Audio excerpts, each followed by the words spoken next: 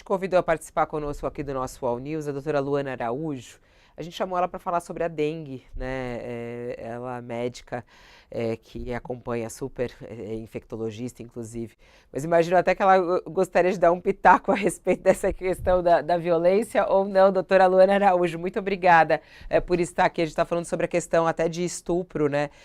Agora há pouco a gente acompanhou a retomada do julgamento do Daniel Alves e os médicos até que relataram não tinha uma lesão na vagina dela. No entanto, não dá para dizer que ela fez o sexo porque ela queria. Ela pode sim ter sido estuprada e mesmo assim não ter uma lesão na vagina, né? Eu acho muito importante do ponto de vista médico isso ficar muito claro num caso de estupro, de abuso sexual, né, doutora Luana? Muito obrigada, boa tarde. Boa tarde, né, Fabiola? Eu concordo com você no sentido de que isso tem que realmente ficar muito claro. Para mim, sempre me choca muito esse reducionismo biológico, né, dessas ações. Quer dizer que se alguém não consegue verificar uma lesão clara, né, macroscópica na vagina, na vulva, enfim, na região perineal dessa mulher, então isso significa que foi uma relação sexual consensual. Quer dizer, como é que você reduz essas coisas a essa questão anatômica biológica? Isso é muito é, é uma simplificação que aniquila o feminino, né? Como a gente está, infelizmente, acostumada a entender. Então, a gente também teve essa semana uma coisa absurda da negativa de um hospital dito católico de colocar um DIU numa mulher que não estava pedindo nenhum favor, estava ali pagando pelo serviço, que era um serviço que ela desejava, num hospital que deve ser uma instituição laica que garanta a saúde e a segurança das pessoas. Então, muito, para mim, é sempre muito chocante isso tudo. Eu lamento por toda essa circunstância, né, da gente ver as pessoas que representam o nosso país com tanta audiência, né, como o Daniel Alves fez durante a sua carreira no futebol, a gente entender que uma pessoa, né, faça algo desse tipo ou pareça ter feito algo assim e que se fez, né, como tudo parece apontar, que realmente que pague por isso tudo. E eu concordo com o que o Josias falou, né? É indefensável. É. É indefensável, né? Quando se coloca a tese de que realmente houve um abuso do álcool, o que está se querendo fazer é dizer que, de alguma forma, ele seria inimputável porque estava bêbado. Isso não existe, né? Não é porque você está bêbado que você não cometeu um crime. Então, enfim, é sempre. Nós passamos tanto tempo, né, Fabiola? Estamos em 2024 e a gente ainda está discutindo direitos básicos da mulher.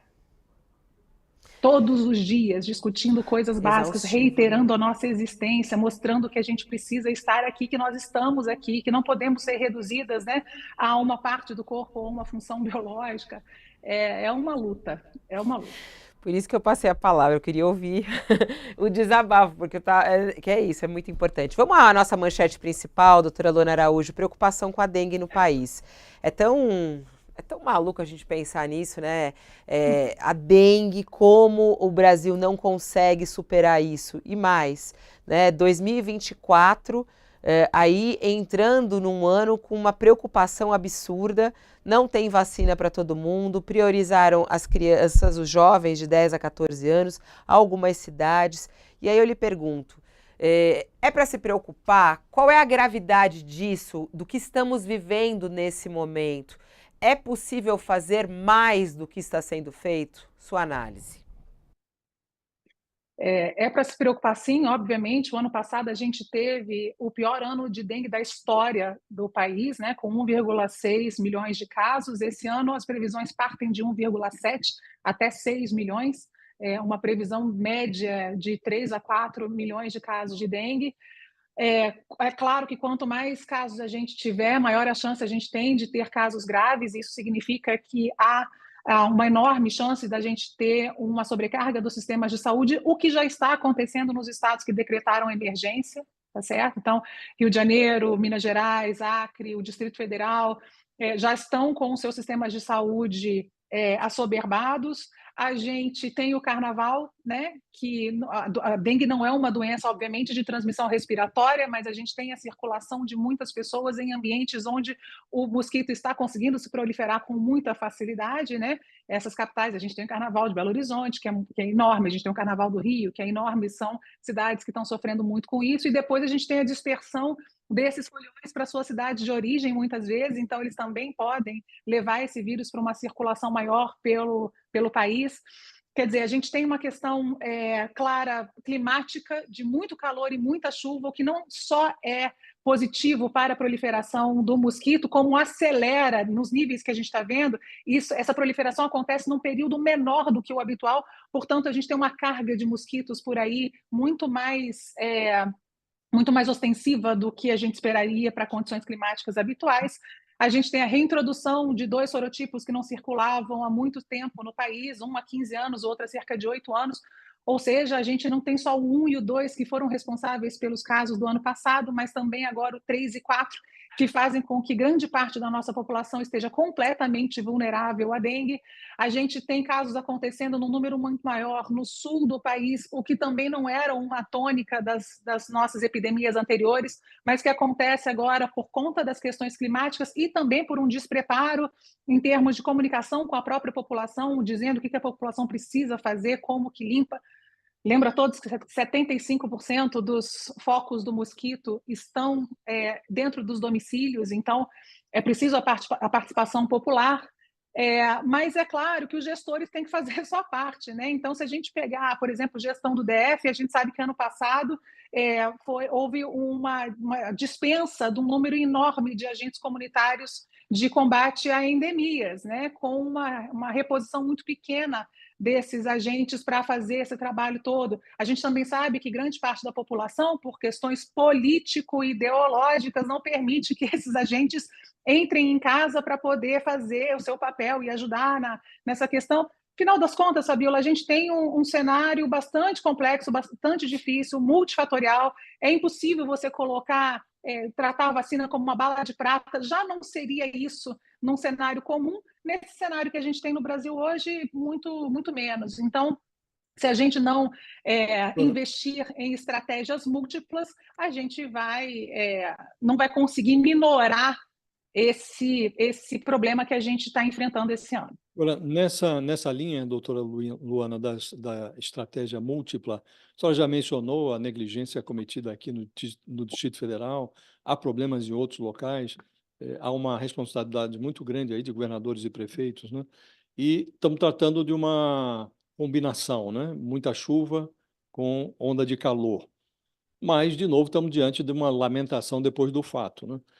Não podemos comparar a situação atual com o que vivemos na Covid, né? Naquela época, o governo federal chutava vacinas que estavam disponíveis. Agora, você tem um governo que está avidamente buscando por vacinas que ainda nem estão disponíveis na quantidade desejável, no caso da dengue, né? O que eu lhe pergunto é, não houve claramente também um certo corpo mole do governo federal?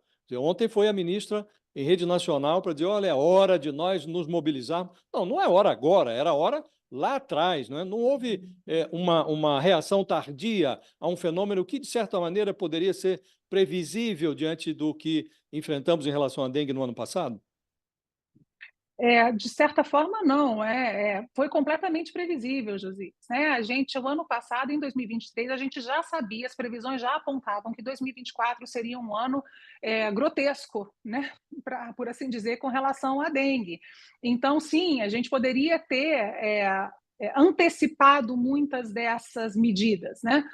Tanto pelos governos municipais e estaduais, que muitos não gastaram nem sua verba de controle de arboviroses, né? E tem lá um dinheiro separado para isso, muitos não fizeram, mas o governo federal, que teve que lidar com muita coisa, eu entendo esse lado, ter que lidar com muita coisa ao mesmo tempo, num pós-pandemia, numa reconstrução de ministério que tinha sido completamente arrasada pela administração anterior, ter que lidar com a própria Covid, todo esse lado, eu entendo que isso sequestre em algum grau o poder de reação do Ministério, mas eu concordo com você, eu acho que essa reação agora, embora louvável, ela é tardia. Não era agora, né? A gente já podia ter tido essa mobilização anterior. Mas é preciso lembrar também que esse ano é um ano eleitoral, né? E que claramente as eleições já foram antecipadas, né? 2024, eleições municipais, né? Para deixar claro para todo mundo, mas há aí já uma movimentação extremamente bizarra com relação à própria dengue, né? Pessoas falando sobre tratamentos equivocados para dengue que acabam por reforçar aquela coisa negacionista vergonhosa da administração anterior. Enfim, é compreensível que haja uma grande dificuldade em lidar com tudo ao mesmo tempo, mas isso não apaga o fato de que sim, poderia ter sido antecipado em muitas das suas ações, porque as previsões já apontavam para um 2024 caótico. Doutora, a questão da vacina, poderia. O que pode ser feito para mudar essa cultura da vacina? Em que medida a questão dos problemas que a gente teve com a vacinação da Covid e da propaganda anti-vacina, em que medida isso influenciou hoje em dia nessa questão da dengue? Influencia imensamente, Thales. Eu acho que eu já tive aqui com o Fabiola e com vocês outras vezes no ano passado, e eu me lembro de textualmente dizer isso. Isso não é sobre a Covid, né? A questão vacinal não era sobre a Covid, é sobre um sistema de enriquecimento à base da morte das pessoas, né? E isso acontece, não é de hoje. A pandemia, a única coisa que ela fez foi dar voz e proporcionar um crescimento exponencial desse sistema que faz muito dinheiro, não é pouco dinheiro, com esse sofrimento dessa maneira. Então, a gente tem hoje no país, veja, a gente está falando de dengue, mas a gente tem uma cobertura insuficiente de sarampo no país como um todo. Houve agora há pouco tempo a entrada de um menino refugiado no Rio Grande do Sul, que veio a abrir um quadro de sarampo assim que chegou, e o Rio Grande do Sul tem uma cobertura vacinal infantil muito abaixo dos 95% que são preconizados para você ter uma imunidade razoável de controle desse tipo de situação. Não teve, foi um Deus nos acuda, teve que sair por aí catando quem teve contato com essa criança. A Europa está numa situação trágica com relação ao sarampo, porque caiu lá de 96% para cerca de 94% a cobertura, e já é suficiente para ter vários países com crises importantes com relação ao sarampo. A gente tem a mesma coisa com a polio, né, que nos coloca também de uma maneira extremamente vulnerável nesse cenário. A dengue é só mais uma dessas searas de disputa entre o absurdo e a realidade, né, dessa distopia vergonhosa, vexatória, que a gente, infelizmente, tem que lidar todos os dias. Vocês terem uma ideia, eu imagino que vocês já devem ter cruzado com isso, mas tem um monte de gente aí preconizando ivermectina para dengue. Montelukast, que é uma medicação que se usa para asma e que tem como efeitos colaterais relativamente frequentes, problemas neuropsiquiátricos, estão sendo apontados para dengue. A atorvastatina, que é uma medicação para colesterol, está sendo apontada para dengue. Há um surto apoiado por uma formação médica absolutamente deficitária e um conselho omisso que permite que as pessoas fiquem nessa posição de vulnerabilidade. Quer dizer, a gente tem um controle ambiental deficitário, a gente tem um mosquito favorecido, a gente tem a reintrodução de sorotipos, a gente tem gestões em vários níveis com suas deficiências de atuação, e a gente tem todo um contexto de gente, de charlatões, né, tentando se aproveitar dessa história. Para a população brasileira média, isso é muito grave, porque as pessoas não estão conseguindo acesso às informações e às ferramentas que elas precisam para lidar com isso. Não é à toa que a gente está prevendo aí até 6 milhões de casos de dengue, e isso vai levar a vida de bastante gente de uma maneira completamente desnecessária. Então, mais uma vez, a gente começa um ano com uma situação difícil de lidar, tentando contar com bom senso, mas o bom senso parece ser um superpoder, né, dos dias de hoje. Está difícil. Nossa, muito forte a sua declaração aí sobre esse surto negacionista e o quanto ele tem prejudicado o combate, inclusive a dengue, através disso. Doutora Loura, só para não deixar todo mundo tão desesperado assim diante dos rumos do nosso país, com tudo isso, Qual é a recomendação, hein? Porque essa história da dengue não depende só da gente, né? Eu acho que é uma ação individual e que torna no coletivo, né? As políticas públicas, enfim. Aí a gente se vê refém de toda essa situação que foi traçada aqui. O que a gente pode usar, por exemplo? Eu vou falar as bobagens aqui, mas eu acho repelente. O que você faz com os filhos? As crianças, principalmente, você vai mandar para a escola, passa repelente na criança? Não passa? O que a gente pode fazer de coisas bem práticas para a gente se proteger e não pegar a dengue? Ô, Fabíola, eu não quero ser vista como arauto da desgraça, não é isso.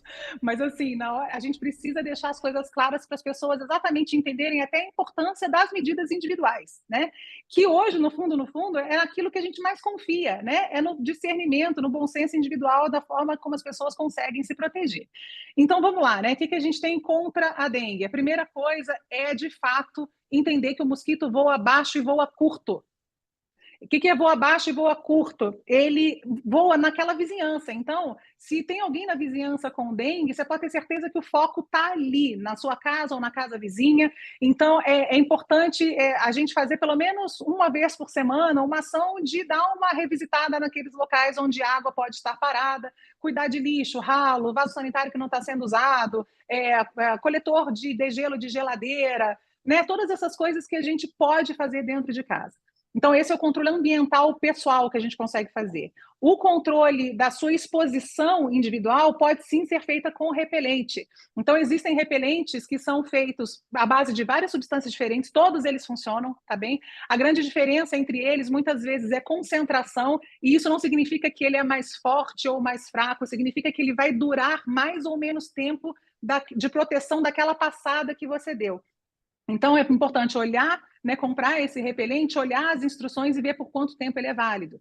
Lembrar também que crianças até 3 meses não têm nenhum repelente que seja possível delas receberem. Então, para esses indivíduos, é preciso controlar de outra maneira, usar tela, ter mais ainda, né, esse reforço ambiental, cobrir, né, cobrir a pele, deixar o mínimo de pele exposta num calor como esse não é simples, mas são essas coisas que a gente pode fazer, né? Então, controlar o ambiente, usar repelente e ficar atento aos sinais da dengue, né? Se você tem algum sinal da dengue, que aí a gente está falando de febre, com dor no corpo, prostração, cefaleia, né, dor de cabeça, dor atrás dos olhos, possibilidade de manchas na pele, ficar atento a isso e aí procurar um atendimento. Lembrando também que a dengue, porque muita gente, por incrível que pareça, não sabe disso, ela se transmite de uma pessoa para outra através do mosquito, é claro, mas quando a pessoa está doente, o mosquito vai lá e pica essa pessoa doente, se alimenta desse sangue com o vírus, esse vírus entra no organismo do mosquito e esse mosquito está infectado para todo sempre da vida dele com a dengue. Então, todo mundo que ele picar depois disso pode ser infectado com a dengue. E a mosquito fêmea, que é quem coloca os ovos naturalmente, se ela estiver infectada, esses ovos também vão eclodir e vão dar vida a outros mosquitos já contaminados pela dengue. Eles nascem contaminados pelo vírus. Então, é por isso que é tão importante, mesmo que você esteja já doente, que você continue usando repelente e fazendo essas coisas para evitar que você seja repasto desse mosquito e fonte de infecção para outras pessoas. Suspeita de dengue, faz o teste, esses testes de farmácia, né? Para a gente até descobrir se está com dengue ou não. Medicamento para aliviar as dores no corpo, a pessoa tem que ir para um hospital, não vai, fica em casa. Qual é a recomendação, doutora Luana? Não, de uma forma geral, na dengue leve, veja, a dengue tem a tendência de ser um quadro leve na maior parte dos seus eventos, né? Então, nesse quadro leve, é importante você ter um acompanhamento, mas não necessariamente ir ao hospital. Se você tem o seu diagnóstico, o que você tem que fazer? Muita hidratação, bastante hidratação, descanso, alimentação. Parece que eu estou repetindo coisas que a gente já conversou aqui, né? Mas hidratação vigorosa, descanso, alimentação leve, controle de febre, né? De dor e de febre. E isso você faz com essas medicações que estão disponíveis hoje, de analgésicas, né? Como dipirona ou paracetamol, o que você puder fazer com consciência, não é para, né, sair tomando isso como se não houvesse amanhã, até porque essas medicações também têm seus eventos adversos que podem piorar o próprio curso da dengue. E ficar atento aos sinais de alarme, que podem ser dor abdominal que surge de repente com intensidade, uma dor de cabeça que não cessa, fenômenos hemorrágicos, nem sempre dengue grave é dengue hemorrágica, né? Tem essa ideia também para as pessoas. Nem sempre você tem manifestação hemorrágica, mas você pode ter dengue grave se você tiver um desses sintomas que eu estou comentando. Então, ir acompanhando esse período, mas não necessariamente precisar de hospital, né? Ter as informações corretas. Está se cobrando Importantíssimo. Só uma de coisa, idosos. importantíssimo, não pode fazer AS, tá? Ácido acetil salicílico de jeito nenhum, isso de jeito nenhum, tá? Só para lembrar. Está se cobrando de idosos que, para serem vacinados, apresentem receita médica. O que o médico vê para dar a receita? O que dificultaria que esses idosos possam receber a vacina? Essa vacina, né, Qdenga, que a gente está falando, tanto ela quanto a vacina do Butantan que vem aí, são vacinas feitas à base de vírus atenuados, né? O que quer dizer isso? É um vírus vivo, né, entre aspas, porque a gente, né, não considera vírus um ser vivo, mas é um vírus ativo enfraquecido. Então, em pessoas com imunidade deficitária, seja ela por idade, seja ela por condição fisiológica, por exemplo, gravidez, ou por medicação, um paciente oncológico fazendo imunossupressão, por exemplo, ou HIV, né, fase de AIDS, enfim. Em caso de imunossupressão interessante, importante, essa vacina pode, inclusive, causar a doença, porque ela é atenuada. Então, se o sistema imunológico do receptor não tem a sua força para conter isso e ser simplesmente provocado, ela não deve ser aplicada nessas pessoas. Então, essas são as grandes contraindicações da vacina, além, obviamente, de alergia e tudo mais.